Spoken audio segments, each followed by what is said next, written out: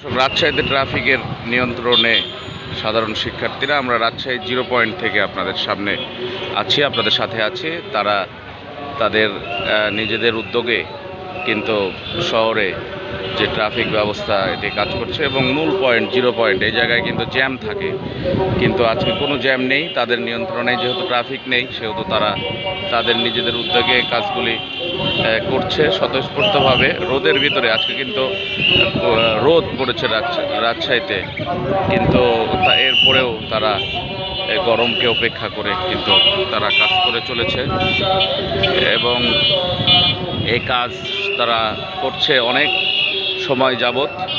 এবং এই গতকালকে রাজশাহীতে যে পরিষ্কার পরিচ্ছন্নতার কাজ করেছিল শিক্ষার্থীরা, আজকে ট্রাফিকের কাজ চলছে। এভাবেই কিন্তু নিয়ন্ত্রণ হচ্ছে, রাজশাহীতে কাজ চলছে।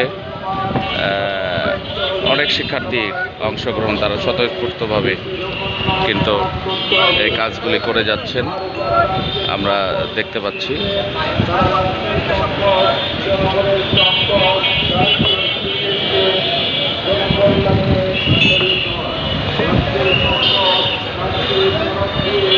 এবং তারা বুঝিয়ে বলছেন অ্যাম্বুলেন্স আসলে তারা খুব দ্রুততার সাথে অ্যাম্বুলেন্স কীভাবে পার করা যায় সে ব্যাপারেও কিন্তু আমি তাদের তৎপরতা দেখেছি এবং কোনো জ্যাম নেই, খুব সুষ্ঠুভাবেই তাদের এই যে পরিচালনা চলছে।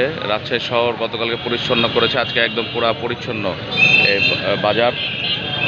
তাদের পরিচ্ছন্নতার ফলস্বরূপ এখন কিন্তু